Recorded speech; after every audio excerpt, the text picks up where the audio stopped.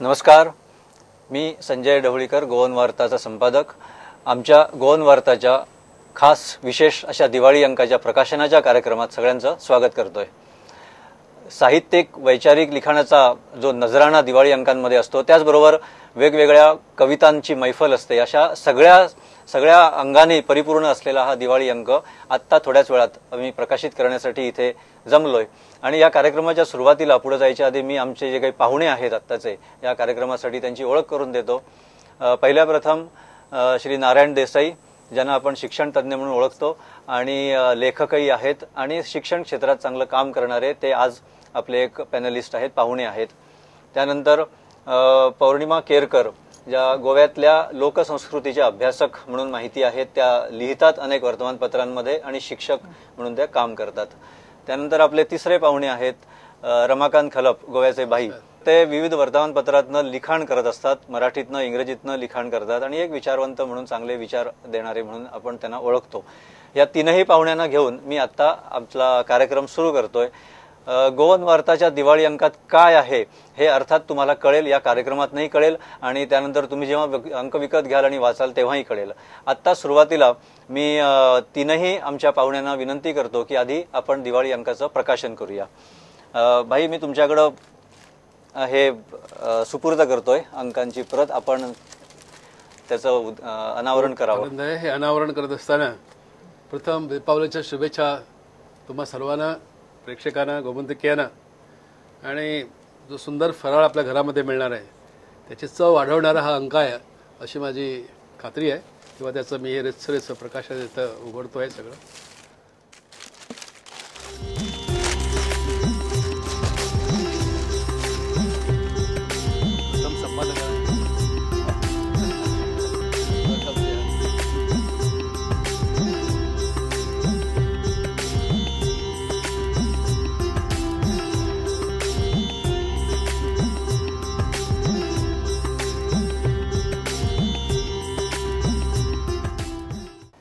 दिवाळी अंक म्हणजे काय हे कुणाला सांगण्याची गरज नाही, कारण मराठी जगतात, मराठी साहित्यात, मराठी संस्कृतीत, मराठी वाचकांमध्ये दिवाळी अंकांचं स्थान हे खूप मोठं आहे, खूप मानाचं स्थान आहे. म्हणजे आपल्याला माहिती की 1909 साली म्हणजे 100 वर्षांपूर्वी, 108 वर्षांपूर्वी दिवाळी अंकांची परंपरा सुरू झाली आणि ती दरवर्षी नव्या अंकांची भर त्याच्यात पडत असते. आणि ही भर पडत त्याच्यात नवे संकल्पना येत असतात, म्हणजे नवे लेखक येतात, नवे अंक येतात आणि नव्या संकल्पना घेऊन ही दिवाळी अंकांची मोहीम, ही चर्चा ही चालू असते. तर त्याच अनुषंगानं आणि त्याच परंपरेचा भाग बनत गोवन वार्तानं, जेव्हा आम्ही 2015 मध्ये गोवन वार्ता वर्तमानपत्र सुरू केलं, मराठी वर्तमानपत्र, त्याच वर्षी पहिला दिवाळी अंक काढला, गेल्या वर्षी दुसरा दिवाळी अंक काढला आणि यंदा सलग तिसरा दिवाळी अंक काढण्याचं गोवन वार्ताला हे भाग्य मिळालंय. आणि या अंकाचं आपण आता प्रकाशन केलं. काय आहे या अंकात?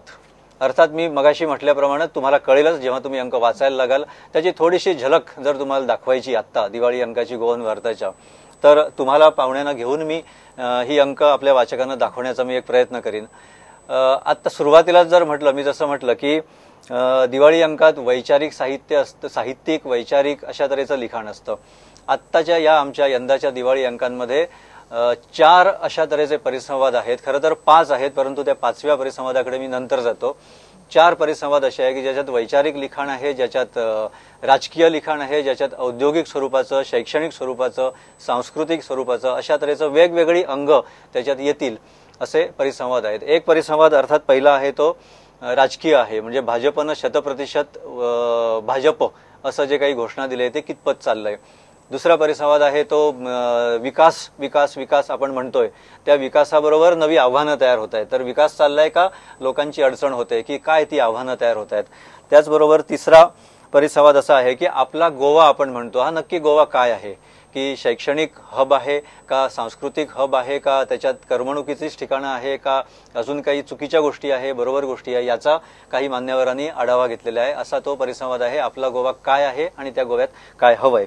त्याचबरोबर विकासाचं मी सांगितलं, विकास कसं म्हणजे हेच होतोय, तो नक्की कसा होतोय आणि नवयुग कसं असणार आहे, की त्याच्यात संगणकीकरण किती असणार आहे, त्याच्यात काही औद्योगिकीकरण कसं असणार आहे, संशोधन काय होणार आहेत, काय नवे शोध लागणार आहे, काय आव्हानं असणार आहे, अशा तऱ्हेचे 4 परिसंवाद आपण याच्यात घेतलेले आहे.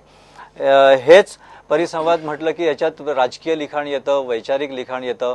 मी नारायण देसाई सर तुम्हाला विचारेन की लोक जेव्हा वाचक दिवाळी अंक वाचतात त्यावेळेला वैचारिक लिखाण म्हणा किंवा त्या अनुषंगानं येणारं लिखाण वाचतात का, किंवा त्यांना किती आवडतं वाचायला? खरं तर दिवाळी अंक हा मुळात म्हणजे एकूण आपल्या जे सांस्कृतिक संचित आहे त्याचा भाग झालेला आहे. आणि जेव्हा दिवाळीचा आनंद आपण म्हणतो तेव्हा त्याच्या सोबतच ते दिवाळीचे दिवस घालवताना आपण आपलंही एका प्रमाणात सांस्कृतिक अभिवृद्धी करून घेत असतो. या दिवाळी अंकांना वेगवेगळे वाचक वेगवेगळे वाचतात हे खरं आहे. आणि तरीही प्रत्येक दिवाळी अंकाकडून सर्वसाधारण लोकांची अपेक्षा अशी असते की आपल्याला याच्यातनं काहीतरी मिळावं, म्हणजे मनोरंजन तर मिळावंच, पण मनोरंजनापेक्षा एकूण मी कुठल्या जगात वावरतोय आणि उद्याचं जग काय असणार आहे याचाही एक दिशानिर्देश एकूण हे एक माध्यम म्हणून, प्रसार माध्यम म्हणून त्याच्यातनं व्हावा अशी अपेक्षा प्रत्येकजण ठेवतो. आता वैचारिक लेखन वाचणारा वाचक किती असा प्रश्न येऊ शकेल, पण बदलत्या काळात असं लक्षात येऊ लागलंय की बऱ्याच वेळा आपला तरुण सुद्धा की पुढची आव्हानं काय आहेत, मला नक्की कुठे जायचंय, अशा पद्धतीने विचार करू लागलाय. आणि त्या दृष्टीने मला वाटतं की दिवाळी अंकांचा वैचारिक साहित्याचा वाचक असा एक विशिष्ट वर्ग आहे आणि त्याचं सतत लक्ष असतं की या निमित्तानं दिवाळी अंकात नाही त्या वाचकाला आपण एक संधी देतो. हो, ती मिळालीच पाहिजे, दिशादर्शनाची एक संधी देतो. तुम्हाला काय वाटतं? मला निश्चितपणाने वाटतंय की वैचारिक साहित्य जे आहे दिवाळी अंकातील ते वाचणारे बहुसंख्य वाचक आहेत. कारण बाहेर जर आता आपण बघितलं तर हा जो विचार की हा अशा पद्धतीनं वैचारिक संवाद साधण्याच्या संधी खूप कमी प्राप्त होतात. आणि दिवाळीचं जे पर्व आहे ते दिव्यांचा उत्सव आहे आणि ते विचारांचा एक प्रवाह जो आहे ज्याला शेकडो वर्षांची परंपरा आहे. आणि मला तर निश्चित वाटतं की दिवाळी अंक उघडल्यानंतर वैचारिक साहित्य जी विचारांची खाद्य संस्कृती जी आहे म्हणजे त्या माध्यमातून खूप परिपक्व करणारे असं साहित्य. एक दोन नाही, एकदम 4 परिसंवाद घ्यावे हे आमचा जो प्रयोग आहे हा चांगला आहे. मला वाटतं की हा खूपच चांगला प्रयोग आणि आज तर आजच्या एका कालखंडात तर अशा वैचारिक साहित्याची खूप गरज आहे असं मला वाटतं. भाई तुमचं काय म्हणणं? एकंदरीत मराठी वाङ्मय विश्वामध्ये, सांस्कृतिक विश्वामध्ये कथा, कविता, परिसंवाद, लेख, वैचारिक लिखाण या सर्वांनाच फार मोठं स्थान आहे. आणि आजवर मला तरी असं वाटतं की आमचं जर जीवन समृद्ध झालेलं असेल तर ते अशा प्रकारच्या वाचनातून झालेलं आहे. आणि दरवर्षी येणारा हा उत्सव जो आहे, दीपावलीचा उत्सव आहे, हा आपल्याबरोबर आनंद आणत असताना एक प्रकारचं मनाचं एक सिंचन करीत असतो आणि ह्या वाङ्मयाच्या माध्यमातून ते होत असतं. हे जे दीपावली अंक जे आहेत, छोटेखानी अंक असतात, छोट्या कथा असतात, छोट्या कविता असतात, सगळ्या प्रकारचं साहित्य एका ठिकाणी तुम्हाला वाचता येतं. नाहीतर कादंबरी शोधत बसावं, कादंबरीच वाचण्याची असेल तर, किंवा वैचारिकासाठी तसं वैचारिक एखादं पुस्तक किंवा विद्वानाला शोधत बसा. त्यापेक्षा सारं काही एका ठिकाणी, जसं आपल्या ताटामध्ये दीपावलीचा फराळ आपण पंचपक्वानाचं ताट असतं, तशा प्रकारचं हे पंचपक्वानाचं ताटच आहे, पंचवाङ्मयाचं ताट आहे. अशा प्रकारे आम्ही त्याचा उच्चार केला आणि सामाजिक जीवन सगळं काही त्याच्यावर प्रतिबिंब अर्थात राजकारणी काय करतायत, देश कुठे जातो. त्यामुळे गोवन वार्ताचं अभिनंदन करतो, तुमचं संजय ढवळीकर तुमचं अभिनंदन करतो की अशा प्रकारचा एक उत्कृष्ट असा दिवाळी अंक तुम्ही गोमंतकेला देत आहात. गोव्या संदर्भात तर अनेक वेगवेगळ्या म्हणजे अभ्यासकांनी जी माहितीपूर्ण असं विवेचन केलेले आहे आणि वेगवेगळ्या क्षेत्रामध्ये म्हणजे ते सुद्धा एक खूप वैचारिक. तुम्ही एक चांगलं नोटीस केलं की प्रयत्न असा केलाय की गोव्यातलेच जास्तीत जास्त गोव्यातल्या लोकांनी गोवा दाखवावा, म्हणजे काय काय वैचारिक दाखवावा, साहित्यिक दाखवावा, राजकीय दाखवावा, औद्योगिक दाखवावा, असा एक प्रयोग केलाय. तो त्यांनी तुम्ही नेमका हेरलाय. अर्थात याचबरोबर कुमार सप्तर्षींसारखे किंवा श्याम बांधवांसारखेही लेखक आहेत की बाहेर वैचारिक काय चाललंय हे दिसायला पाहिजे आपल्याला, असा एक संमिश्र प्रयोग केलाय जो वाचकांना चांगला वाटेल असं मला वाटतं. याचबरोबर आणि एक प्रयोग केलाय की मी 4 परिसंवाद म्हटले, खरं तर ते 5 आहेत. एक त्यातला परिसंवाद असा आहे, जीवन त्यांना कळले हो, अशी बाकीबाबांची ओळ जी प्रसिद्ध आहे ती घेऊन असं केलंय की वेगवेगळ्या आता शिक्षण क्षेत्रात किंवा सांस्कृतिक क्षेत्रात किंवा गायन क्षेत्रात, संगीत ऐकण्याच्या क्षेत्रात त्या त्या क्षेत्रातली माणसं घेतलेत, अध्यात्माच्या क्षेत्रात त्या त्या क्षेत्रातली माणसं घेतली आणि त्या त्या क्षेत्रात तुम्ही मला वाटतं तुम्हीच लिहिलंय त्याच्यात नाही तुम्ही काय आहे गोवामध्ये लिहिलंय की असं हे केलंय की संगीतातनं एखाद्या व्यक्तीनं आपलं आयुष्य घडवलंय आणि ते भिकूबाई आंगलेनी नाटकावर लिहिलंय. त्यांचं म्हणणं की त्यांचं जीवन आम्हाला माहितीये की जन्मापासून आतापर्यंत त्यांचं जीवन हे नाटकातच असतं, अगदी ते पूर्ण नाटकात बुडालेले असतात. सो त्या अशा आता व्यंकटेश हेगडे आहेत, त्यांनी अध्यात्म हेच त्यांचं जीवन बनवलंय. तर ह्या आपलं आयुष्य घडवताच आजूबाजूच्या लोकांचंही आयुष्य घडवलंय, त्यांना दिशा दिली, त्यांना आपली डायरेक्शन दाखवलंय.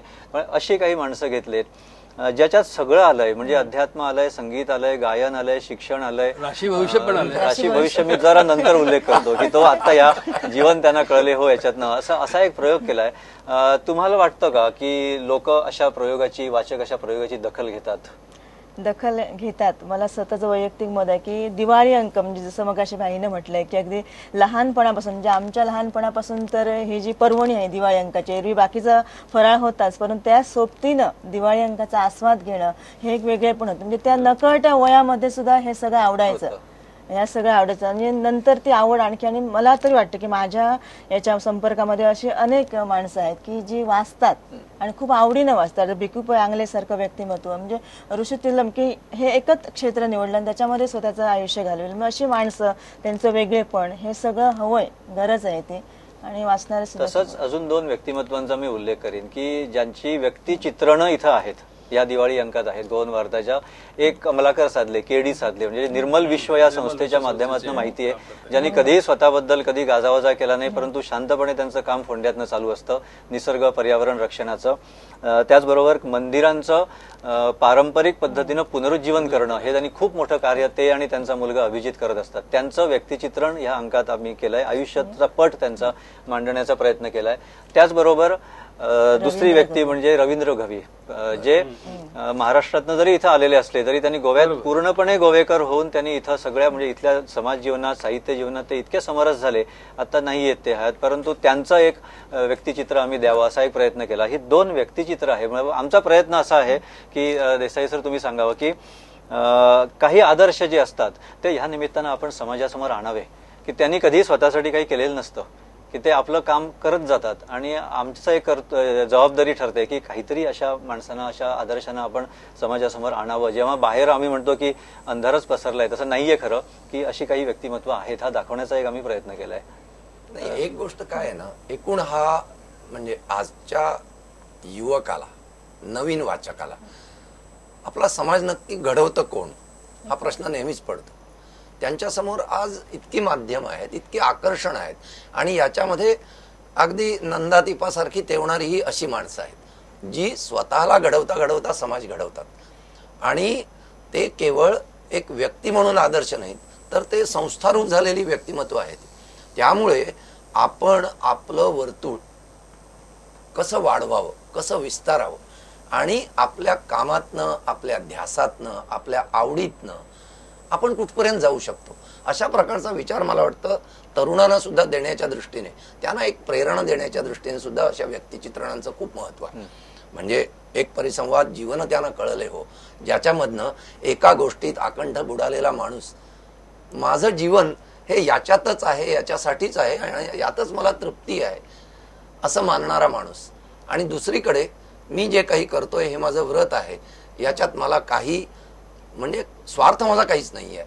म्हणजे तो माझा व्यवसाय असेल पण त्या व्यवसायामध्ये मला जे द्यायचंय त्याचा गाजावाजा न करता द्यायचंय, ही भावना आजच्या वाचकाला, आज इतकं सगळं आत्मकेंद्रित होत चाललेलं हे सगळं वातावरण आहे, याच्यामध्ये नवीन वाचकाला देण्याच्या दृष्टीने मला वाटतं तो परिसंवाद आणि ती व्यक्तिचित्रण यांचं खूप मोठं योगदान आहे. म्हणजे ते मी दिलं असं कधीच म्हणत नाही, पण त्यांचं देणं एवढं प्रभावी असतं की समाज ते घेतो. या निमित्ताने मी आणखी असं म्हणू शकेन, मी एका वेगळ्या दृष्टीने पाहतोय.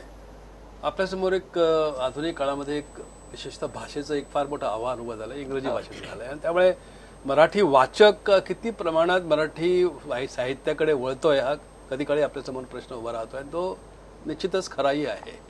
त्या दृष्टीने अशा प्रकारचं सुंदर मुखपृष्ठ असलेला आणि अंतरंग ज्याचा सुद्धा इतका फार चांगला आहे, अशा प्रकारचे अंक नवीन वाचकाच्या हाती पडणं एका अर्थाने मला वाटतं पुनरुज्जीवित आपलं सांस्कृतिक वाचनाची जीवन, परंपरा आहे वाचनाची पुनरुज्जीवित परंपरा पुनरुज्जीवित करण्याची किंवा जी आहे ती आणखी दृढ करण्याची, त्याच्यामध्ये एनरिचमेंट ज्या शब्द आपण वापरतो असा सांस्कृतिक समृद्धपणे करणं हे एक मोठं कार्य ह्या संदर्भातून होऊ शकेल.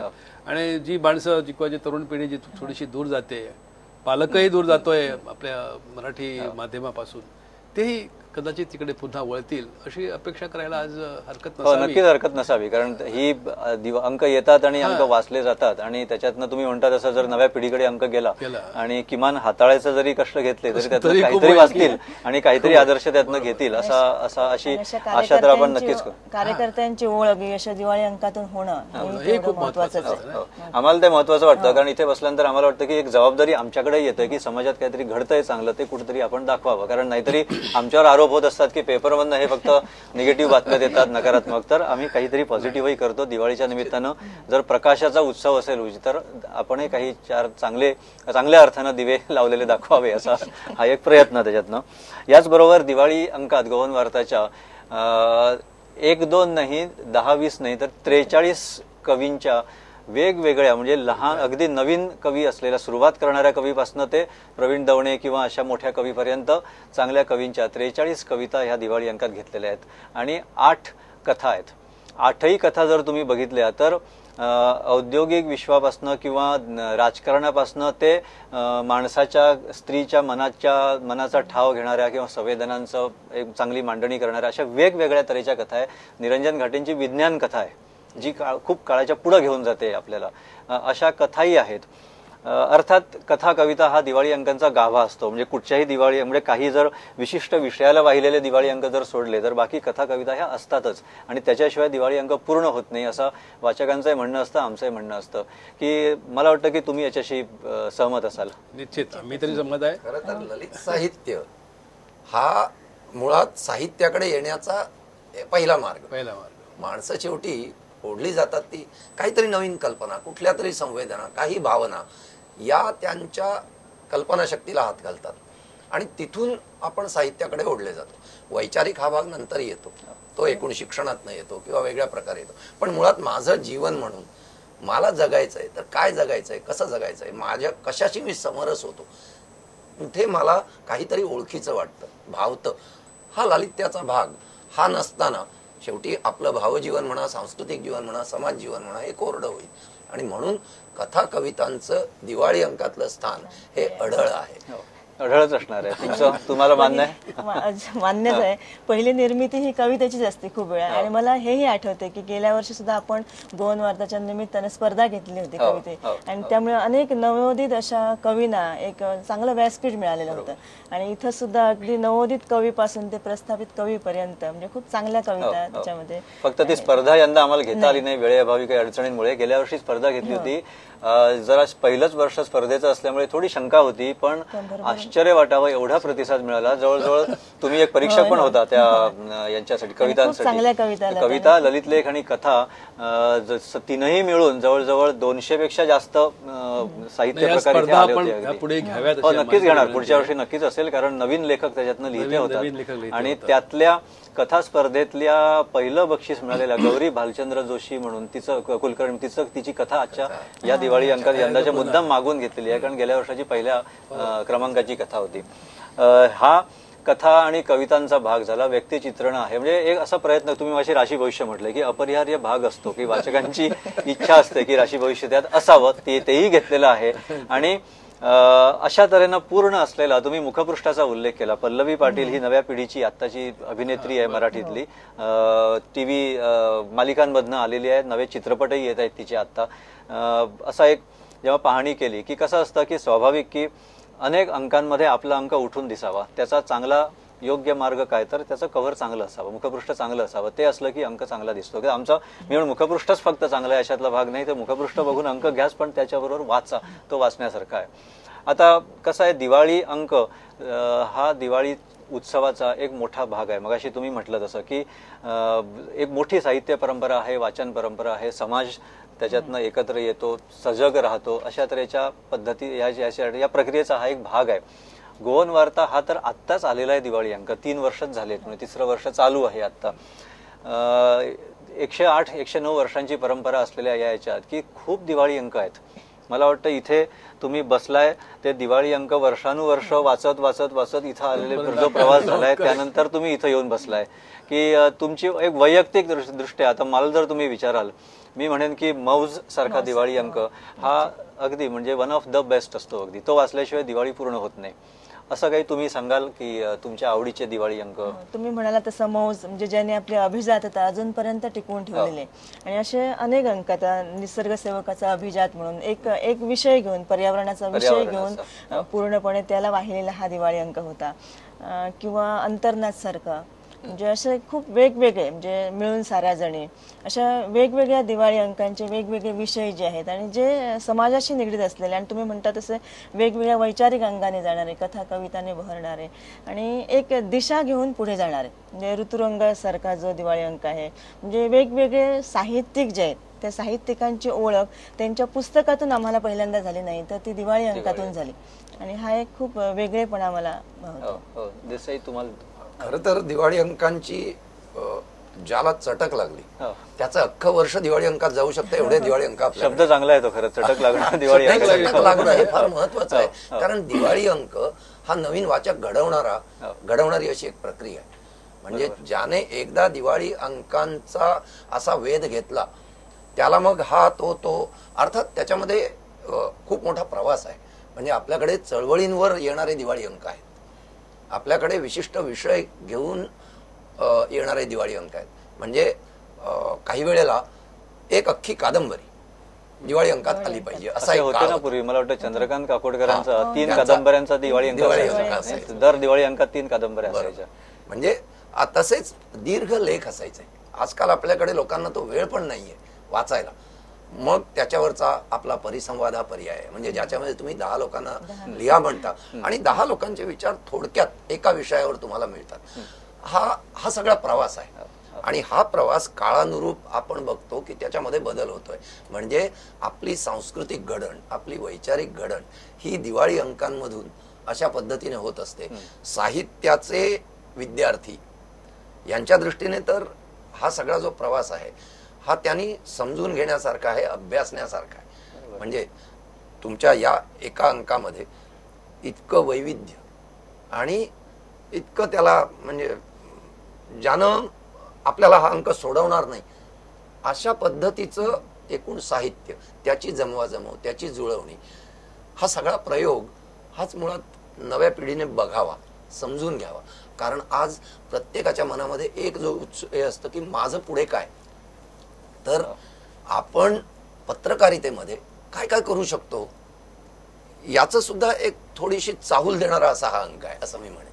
नव्या पिढीला वैविध्य जे आहे विषयांचं वैविध्य सगळ्या तऱ्हेचे विषय याच्यामध्ये आलेले आहेत. दैनिकाचं काम चालू असताना खूप वेगळे पण मला वाटलं. आणि नारायणरावांनी सांगितल्याप्रमाणे खरोखरच वर्षभराची बेगमी वाङ्मयीन अभिरुचीची बेगमी ह्या एका दिवाळी अंकाने होते. मला आठवतात ते किर्लोस्कर अंक, साधना, माणूस किंवा नंतर अत्यंत गाजलेली अशी वर्तमानपत्र महाराष्ट्रातली आहेत जी आजवर आम्ही वाचतो ती आहेत, गोमंतकातली आहेत. हे वर्षभर अक्षरशः हे आपल्याला पुरतात. कारण दिवाळीच्या वेळेस सहज 8-10 तरी हे ग्रंथ दिवाळी अंक घरात येऊन पडलेले असतात. आपण घेतो मुद्दाम वाचण्यासाठी. मग कधी हा चाळा, कधी तो चाळा, कुठल्या इथं कविता वाचा, कुठल्या त्यातल्या कविता वाचा, त्यातली कथा वाचा, असं वर्षभर चालू असतं. आणि मग घरातली मंडळी ती वाचतायत, कधी त्याच्यावरती चर्चा होते आणि न कळत एक चर्चासत्र घरातच आपल्या होत बसतं. एक साहित्य संमेलन होतं ते कोणाचं, वाचकांचं, रसिकांचं. दिवाळी अंकांमधनं होतं आणि ते कळत न कळत होतं. कोणी मुद्दाम कोणाला विचारत नाही. सहज माझी मिसेस म्हणेल मला, ते वाचलं का अमुक ग्रंथामध्ये ती अमुक अमुक कविता ती बघितली तुम्ही. मग त्याच्यावरची चर्चा होते किंवा एखाद्या लेखावरती होते. काही मित्र येतात, नातेवाईक येतात आणि एक छोटस संमेलनच आहे साहित्याला वाहिलेली दिवाळी. ती बरेच दिवस चालतं, बरेच दिवस चालत 2 दिवसाचं 3 दिवसाचं नसतं संमेलन. कोणीतरी फोनवर सांगतो की अमुक ग्रंथामध्ये अमुक अमुक अमुक आलंय किंवा समजा माझा एखादा लेख कोणीतरी छापलेला आहे कुठल्या त्याच्यामध्ये, तो वाचला पण आवडलेला नाही तुला, असं सांगणारे सुद्धा आपल्याला माणसं आवडतात. बरं असतं त्याच्यात. ऑफकोर्स आम्ही तेच सांगतो की चांगलं असेल ते सांगा, वाईट असेल तरी सांगा. आणि अगदी मुखपृष्ठापासून चर्चा होते, सगळी चर्चा होते मुखपृष्ठापासून. आणि एक त्याच्यात एक अंग असं आहे की मला पटकन आठवतं की आम्ही लहान असताना म्हणजे कॉलेजमध्ये वगैरे असताना जेव्हा घरी दिवाळी अंक यायचे, एक नाव पटकन मला आठवतं, प्रिया तेंडुलकर. असे काही लेखक घडले. प्रिया तेंडुलकर खरं तर अभिनेत्री, पण तिच्या कथा असायच्या दिवाळी अंकांमध्ये, खूप छान कथा असायच्या. असे काय, आता रवींद्र पिंगे, दिवाळी अंक म्हटलं की रवींद्र पिंगे आठवल्याशिवाय राहत नाही. त्यांचं ललित वाचल्याशिवाय दिवाळी अंकाचं वाचन पूर्ण होत नाही. असे काही लेखक, अशी काही नवे लेखक आले आणि लिहिणारे अधिक प्रस्थापित झाले. नवे विषय आले. म्हणजे काही वेळाच्यात काही वर्षांपूर्वी समदा प्रकाशन यांनी एक अंक काढला होता की आई असा थीम घेऊन त्यांनी अंक काढला होता. म्हणजे त्याच्यात रघुनाथ माशेलकरांपासनं बऱ्याच लोकांनी लिहिलं होतं की प्रत्येकानं आपल्या आईबद्दल लिहिलं होतं. आता मला वाटतं त्यांनी आत्मकथन असं काहीतरी विषय घेऊन हे काढलेलं आहे. म्हणजे हे इतरही प्रयोग चालू असतात. मगाशी चंद्रकांत काकोडकरांचा उल्लेख केला, त्यांचं कादंबऱ्याच असायच्या, 3 त्यांच्या कादंबऱ्या त्या अंकात असायच्या. असं काही लक्षणीय किंवा अजून काही लक्षणीय तुम्ही सांगाल दिवाळी अंकांमधनं तुमच्या नजरेत आलेलं? खरं तर आत्ता अलीकडच्या काळांमध्ये जे लेखन येतं याच्यामध्ये विज्ञान कथा आणि समाजातील घुसळण या 2 गोष्टी प्रामुख्यानं कथांमध्ये दिसतात आणि वैचारिक लेखन आणि परिसंवादांमध्ये येतात. जो आरसा आहे समाजाचा, आणि मला वाटतं ते सुद्धा एक दिवाळी अंकांचं काम आहे की यंदाची दिवाळी गेल्या वर्षीच्या दिवाळीपेक्षा वेगळी कशी. तर गेल्या वर्षी अमुक विषय होते, यंदा हे विषय येत आहेत. म्हणजे ही जी चाऊल आहे समाजाची म्हणा, राजकारणाची म्हणा, जगाची म्हणा, शिक्षणाची म्हणा, तंत्रज्ञानाची म्हणा, ही दिवाळी अंक आम्हाला देतो. आणि हे फार मोठं काम आहे समाज घडवण्याचं. त्या दृष्टीने त्या निमित्तानं हे चालतं दिवाळी अंकांच्या. बाई, तुमचं गूढ कथा मागच्या काळात बऱ्याच लोकप्रिय झाल्या होत्या आणि मलाही त्याचा छंद लागला होता. म्हणजे लिहिण्याचा का वाचण्याचा? वाचण्याचा. लिहिण्याचा नाही, वाचण्याचा. काय बघायचं की अशा ह्या कथा आल्या की 1-2 तास सहज जायचे तुमचे त्याच्यामध्ये. म्हणजे कशा प्रकारे एखाद्या लेखकाची मानसिकता किंवा त्याची लिखाण विचार करण्याची शक्ती. साधा हा पडदा काळा आहे, काळ्या पडद्यावरती कथा जर कोणी लिहिली, त्यातनं त्याला दिसणार तो रंग, त्या रंगामागे असणारे चेहरे, त्या चेहऱ्यामागे असणारी त्यांची कल्पनाशक्ती तुम्ही किती लढवता ह्याचं एक फार चांगलं विशेष दिसतं. वैज्ञानिक कथा तर आहेतच आहेत. वैज्ञानिकाला कुठेतरी एक बेज असतो, वैज्ञानिक सिद्धांत त्यांच्यासाठी असतात. पण अशा प्रकारच्या गूढकथा लिहिण्यामागे करामणी सिद्धांत काहीच नसतो. दिवाळी अंकांमधनं गूढकथा सुद्धा आलेल्या म्हणजे आपण मगाशी जसं म्हटलं की एका विषयाला वाहिलेले. मला या दृष्टिकोनातून जडणघडण रघुनाथ माशेलकर यांनी संपादित केलेला जो दिवाळी अंक आहे म्हणजे खूप वेगळा कसा वाटतो.